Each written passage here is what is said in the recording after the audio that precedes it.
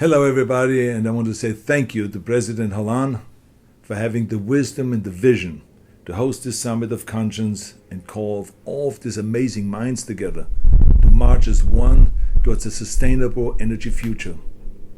Now, I'm sorry I couldn't be with you today, but I am on a promotional tour right now, and that's why I couldn't make it. But when I saw the list of all of these leaders of all the different religions who were there today, I have to admit that I was a little starstruck.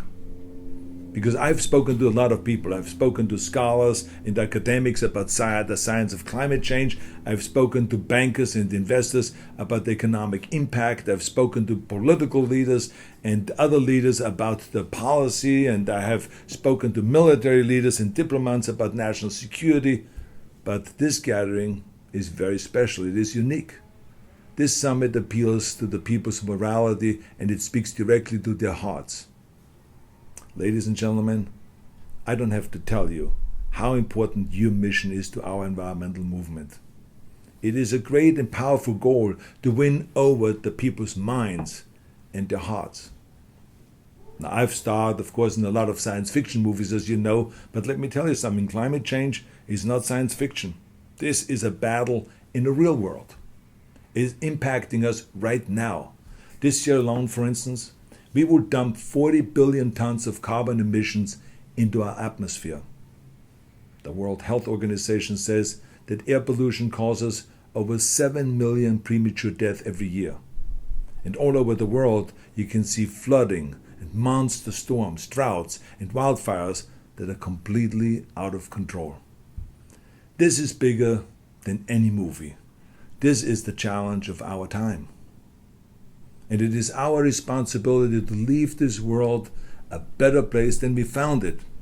But right now, we are failing future generations.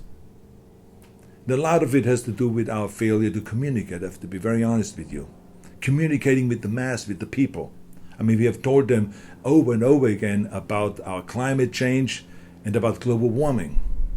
And we should be concerned with rising temperatures. And we should be concerned with the rising sea levels and the melting ice caps and all of those things. But those are things that will happen down the line. But most people are concerned with what is happening right now. People worry about the jobs and healthcare and national security. They worry about putting food on the table for their families. They worry about their survival. You know something? They should be concerned with their survival. Because as I said earlier, 7 million people die every year because of our pollution. So they should be concerned with their survival.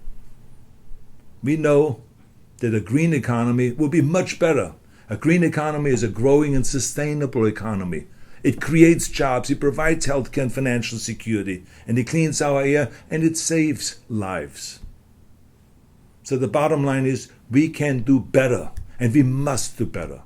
So I challenge you to go home after this meeting is over, after this conference is over.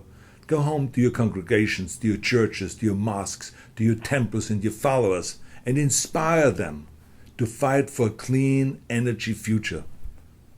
That's why this Summit of Conscience is so important. And that is why I'm glad that Pope Francis is also having an event today. When I read the Pope's encyclical, I was struck by the story of St. Francis of Assisi, who called the smallest creatures brothers and sisters and prayed with the flowers. He celebrated all that our planet had to offer and preached for its protection. Now just imagine if we inspired the world to embrace just a fraction of St. Francis's love for the environment. And we can. And you can lead the way. Now remember, the greatest movements in human history, from the civil rights movement to the anti-apartheid movement to the Indian independence movement, did not start in the halls of power, did not start in the capitals. No, it started in the grassroots with ordinary people.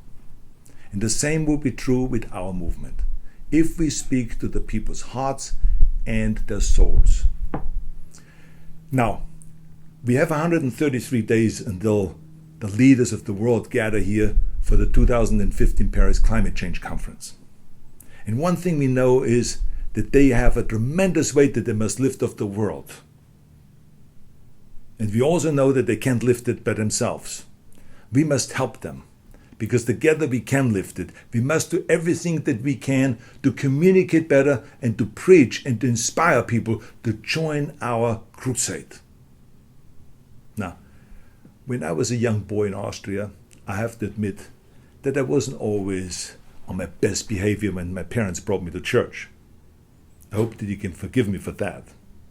But any time the priest talked about Noah's Ark, I hung on to every word. I love the story of Noah building a ship large enough to save every species on earth.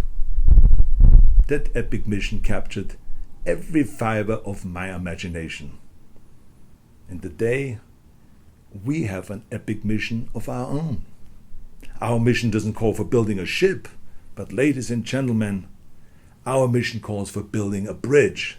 We must build a bridge to the people, to invite, to join our movement, to invite them all to enjoy our movement for a healthy and for a sustainable energy future. We must speak to their minds and capture their hearts. We must inspire the world to consult its conscience and to demand a better way. So once again, I want to say thank you very much, President Hollande, for your great environmental work. And thank you, Foreign Minister Fabius, and thank you, Nicolas Hulot, for your great leadership. You are a climate champion, and the President is lucky to have you on his side. So thank you very much.